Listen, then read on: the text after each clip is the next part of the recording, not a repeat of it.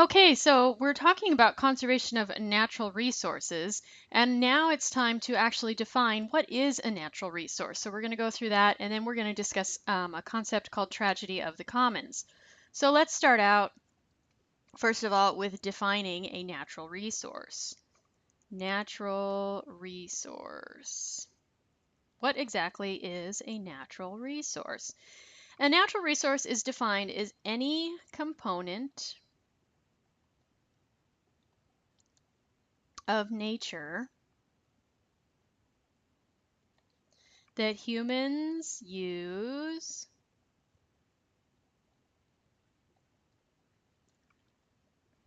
to promote their welfare. Whoops, there goes my watch. To promote their welfare. In other words, to better their lives. So basically, these are things that you eat, okay, crops, medicines. We have lots of medicines that are based in nature. A lot of the fibers that you're wearing in your clothes are natural resources. Water is a natural resource, especially fresh drinking water. Air, climate, all these things are all natural resources. And they can be divided up into different categories here. So let's add a new page and divide. So we have our natural resource, categories. Okay, so there's two general types of resources. There are exhaustible resources and there are inexhaustible resources. Obviously, exhaustible resources are resources that can be depleted. So can be depleted.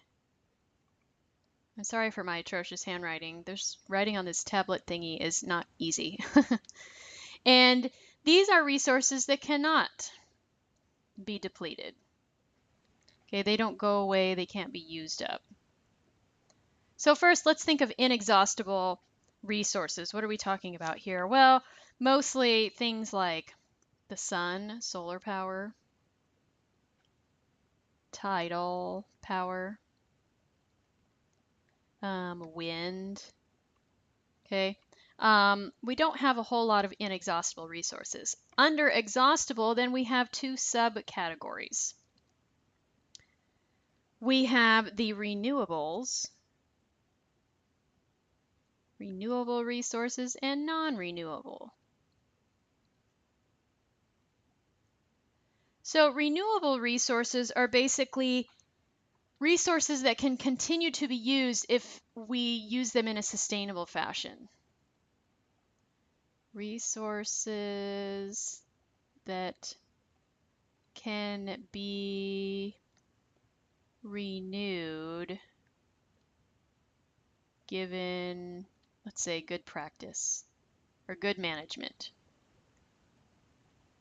Okay, if we use them wisely, they will be around. Non-renewable resources are resources that no matter how sustainably or how well they're managed, they are not renewable because it takes so incredibly long to create them that there's just no way that they could ever be renewable. So resources that are not renewable regardless of management. Sorry, folks, it's getting kind of sloppy here. Inexhaustible and exhaustible. Okay, so we've got those two categories, exhaustible, inexhaustible, and under exhaustible, we've got renewable and non-renewable. Let's take a look at some examples so we can see what we're talking about here. All right. Examples. Under exhaustible resources that are renewable given good practice, we have trees. Okay, you'll see a lot of times, I know Costco for one is a good one, when I had my boys and I had to use baby wipes, I went to Costco to buy them because they specifically labeled on their package that we are using a sustainable resource of trees, and for every tree that we pull to create these wipes, we're planting another one. That was really important to me, so I wanted to buy that product. So trees are renewable given good management. Fresh water is a renewable resource given good management. Now, the way we're using it right now, it is not considered to be a renewable resource. I'm sure some people would argue with that, but thus far we're not doing that great with it. Wildlife, definitely renewable resource. A lot of people eat meat and go hunting and, all that. So renewable. And soil. Okay, soil, given good practices, crop rotation, adding those nutrients, allowing the soil to rest, all renewable resources. So what are these exhaustible, non-renewable resources? Well, excuse me, we're primarily talking fossil fuels. Okay, coal, oil, gas, and also don't forget about, oh, nowhere to write, the nuclear, uranium. Okay, no matter how we look at it, we cannot make fossil fuels renewable. Yes, they came from a natural source, but it is the decomposition of dead organisms in a certain environment where it has to be hot with no oxygen and cook for millions of years to be created. And we are using it up in a matter of a couple thousand. So we're not using it at a sustainable rate, and it's not possible to do so. So fossil fuels are considered to be non-renewable resources.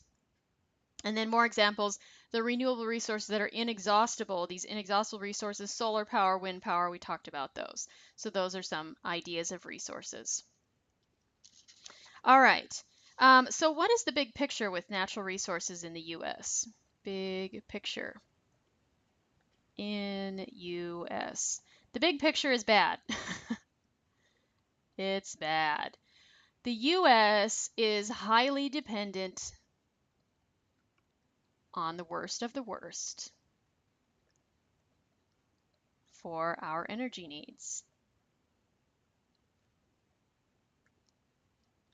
Okay, we use primarily the exhaustible, non-renewable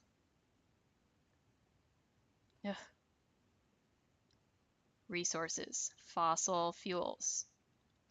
Yes, we are making some progress with solar, but it's like teeny tiny compared to how much we use fossil fuels. Just think about your car. The electricity that's coming to your home primarily is coming from either natural gas or a coal-fired power plant with a teeny tiny bit of wind or solar in there. So we need to become much less dependent on fossil fuels because we're going to run out. And when we run out, what are we going to do? That's kind of the big question. Going domestic is not going to help us. We're still needing to get those fossil fuels. That is not the answer. The answer is going with more green, sustainable energy choices.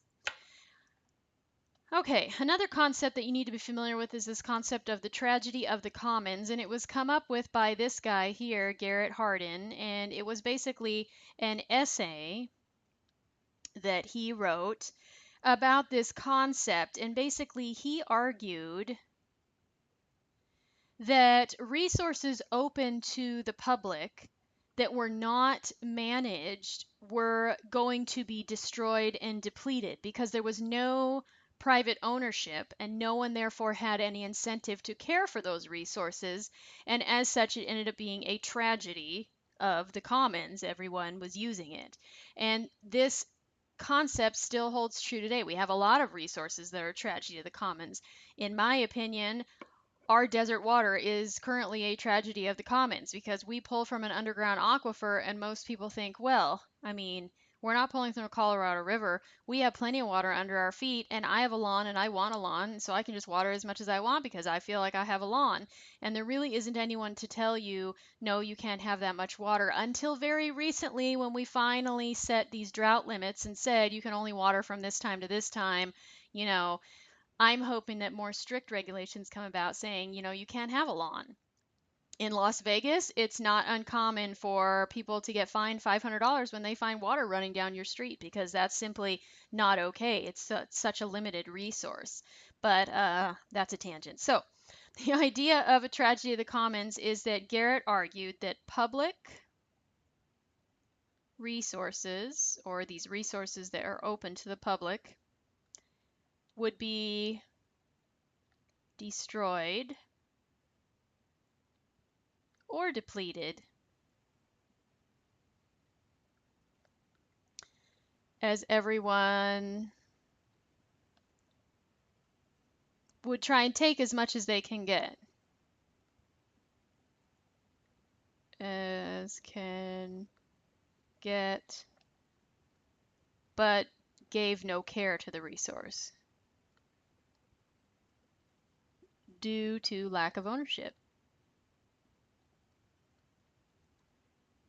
And I mean, you guys know that's true. You know, say there's a thing on campus and they're giving out, oh, I don't know, some kind of free t-shirts, you know. Well, everyone wants a free t-shirt. Why not? And if there's no regulation to it, they just put a table out there and said, hey, free t-shirts. Does that mean that every single person's going to come up and just take one and leave a nice, neat pile to make sure that everybody gets one? No, people are going to come up and they're going to rip through the pile and they're going to take as many as they can fit in their backpack and take off because why not? It's a free resource and nobody's regulating it and they don't care what's there for the next person because it doesn't belong to them. Okay, so that's the concept with tragedy of commons.